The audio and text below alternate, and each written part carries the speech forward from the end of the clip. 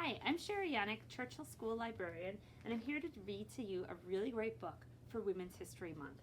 This is called The Spacesuit, How a Seamstress Helped Put Man on the Moon. And this book is inspired by real people and events, and it's by Alison and Ariel Landy.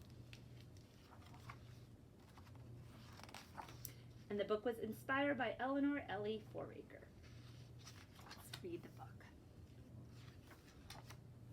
This is Allie.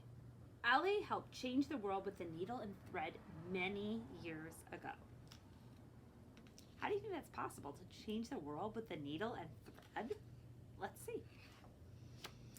Allie loved to design and sew from a young age. As a child, she felt her fingers come alive the first time she used a sewing machine. She threaded the needle and pressed the foot pedal. 3, 2, 1, blast off! Have you ever thought of blasting off in a sewing machine? Allie apparently did. It's amazing. The sewing machine launched her into another universe,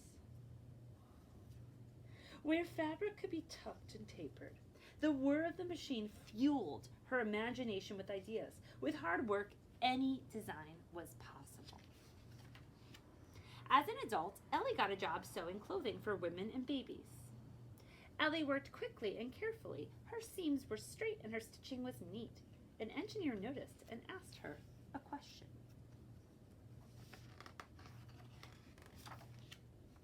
How would you like to sew spacesuits instead? Ellie couldn't believe her ears. Yes, I would love to. If we win, our spacesuit will go to the moon. This is a fact. Ellie worked for a company called ILC Dover. Their division, Playtex, made bras and cloth diapers.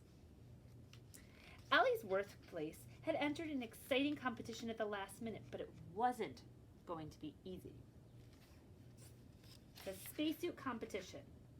Does your company have what it takes? Let's see. Fact. It wasn't unusual for the undergarment industry to try new things. In World War I, they designed flight suits for pilots. Pretty cool.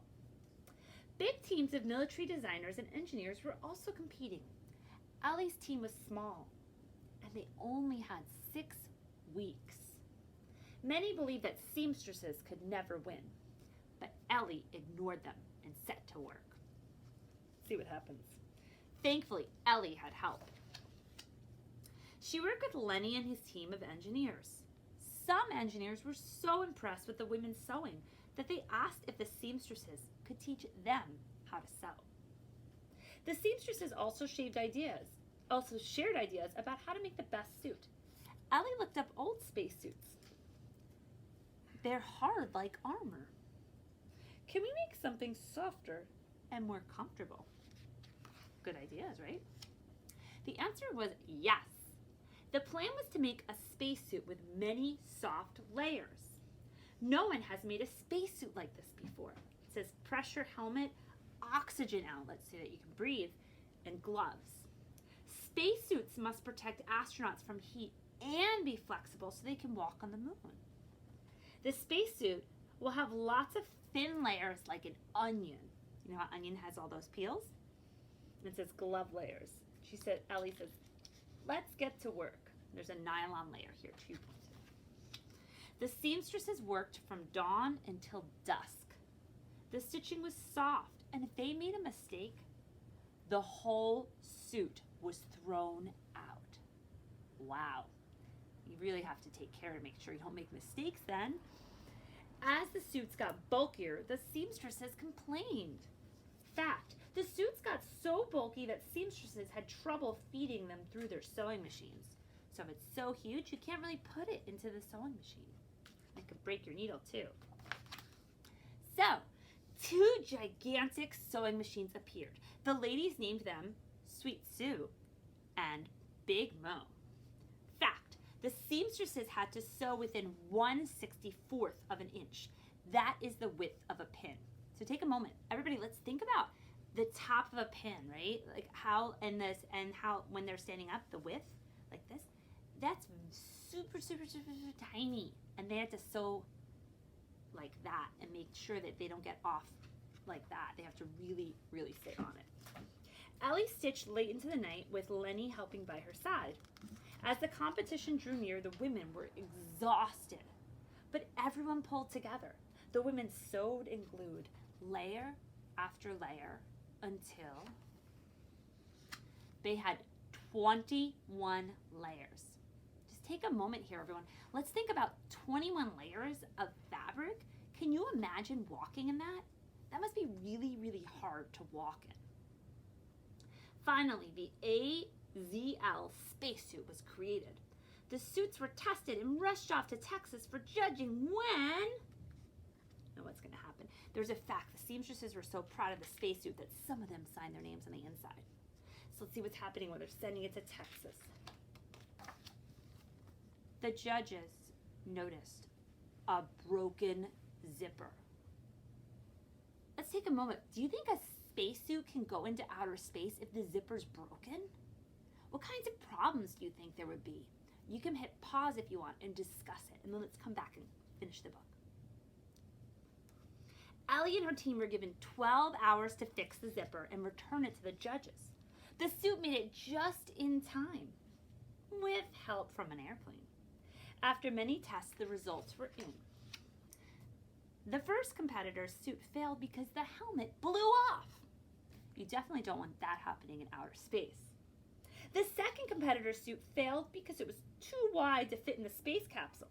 You need to be able to get in there. It'd be trouble if you couldn't. Lastly, the AZL spacesuit. Let's see what happens on the next page. But first, let me read a fact to you. The spacesuits were tested in special areas that had reduced gravity, just like the moon. So there's no gravity in outer space. So let's see what happens with the AZL spacesuit. Was named the winner! Comfortable, heat resistant, light enough to walk on the moon. On July 20th, 1969, when Neil Armstrong and Buzz Aldrin walked on the moon, Ellie and her team were nervous. But when she saw them pick up moon rocks and return to the capsule safety, Ellie knew the suits were perfect. Ellie's heart swelled with pride. The universe seemed smaller that night. The Earth and moon felt woven together by an invisible thread. Stitch by stitch, layer by layer, the AZL spacesuit had changed the world forever. I'm just going to read a little bit from the front of the book about Ellie, who she was, because I think it's really interesting, and I think you'll find it interesting too. So the story was inspired by Eleanor Ellie Foraker. Eleanor was born in Kenton, Delaware, and worked at ILC Dover for 43 years. A talented seamstress and manager, Ellie was truly dedicated to the making of spacesuits. She also helped make gas masks and underground inflatable oil tanks and landing bags for Mars missions. And this book is dedicated to Eleanor. Eleanor was alive from September 20th, 1930 to December 3rd, 2011. And so this book is a true story. It's about her life, and she's no longer alive, but she is one of the people that made the moon landing possible. Pretty amazing. You don't really think that somebody who's an amazing sewer is needed to get people on the moon. So again, the book is called The Spacesuit, How a Seamstress Helped Put Man on the Moon by Alison and Ariel Landy. I want to know, did you like this book?